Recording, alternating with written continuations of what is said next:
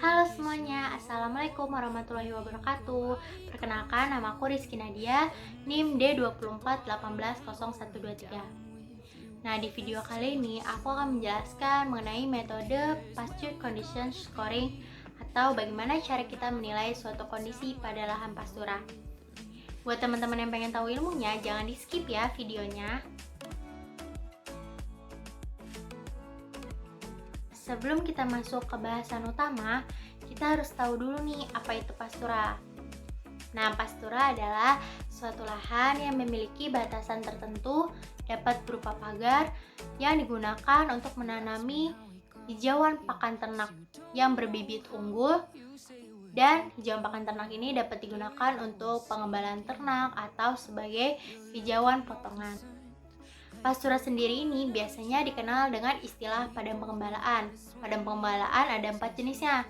Yang pertama adalah padang pengembalaan alam atau natural grassland. Yang kedua adalah semi natural grassland. Yang ketiga padang pengembalaan buatan, dan yang keempat adalah integrated pasture.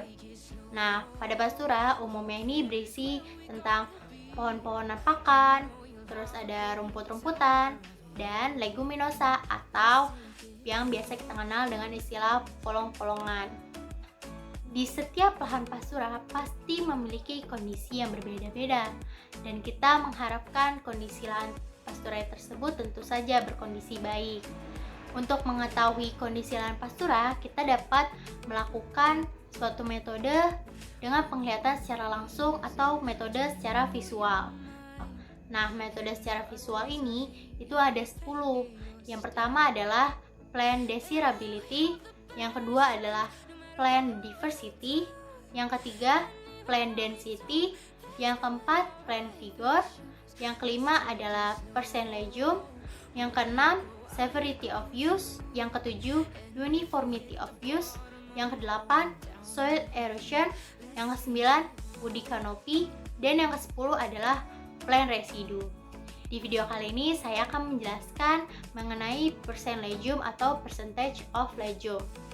Nah, buat teman-teman perlu diketahui nih bahwa leguminosa itu berfungsi sebagai sumber protein yang baik bagi ternak.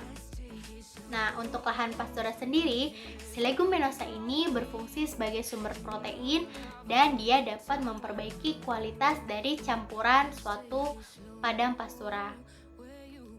Nah, kita langsung masuk yuk ke metode bagaimana cara kita menghitung persentase dari si leguminosa ini.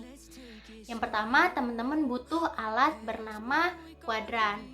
Kuadran ini dapat berukuran 1 meter kali 1 meter atau 0,5 meter kali 0,5 meter. Dan kita bisa mengambil beberapa titik sampel pada lahan pastura tersebut. Kuadran itu kita letakkan secara acak di lahan pastura dan kita teliti apa saja sih yang ada di dalam kuadran tersebut. Sebenarnya metode ini cukup mudah, tetapi membutuhkan penelitian yang tinggi karena kita harus bisa membedakan antara rumput, leguminosa, dan tanaman selain rumput atau leguminosa, seperti contohnya gulma. Nah, setelah itu tinggal kita perkirakan berapa nilai leguminosa yang berada di dalam suatu kuadran tersebut. Nilai ini dapat kita berikan dari rentang 0 sampai dengan rentang 4. Nah, kita memberikan nilai 0 jika pada kuadran tersebut persentase leguminosanya kurang dari 10%. Kita dapat memberikan nilai 1 jika persentase leguminosanya antara 10 sampai dengan 19%.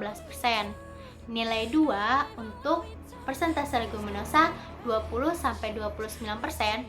Nilai 3 persentase leguminosa 30 sampai 39%, dan nilai 4 jika leguminosa tersebut memiliki persentase 40% kurang lebih. Nah, pada pastura itu sendiri, jika memiliki persentase leguminosa yang cukup tinggi, dapat dikatakan kondisi pastura tersebut baik. Karena jika kekurangan leguminosa, maka ini akan berdampak buruk bagi ternak. Ternak tersebut dapat kekurangan sumber proteinnya.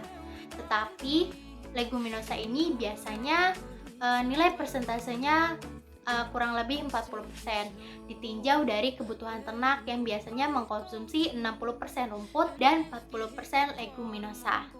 Saya rasa sekian video dari saya, semoga ilmu yang saya berikan dapat bermanfaat. Kurang lebihnya mohon maaf. Wassalamualaikum warahmatullahi wabarakatuh.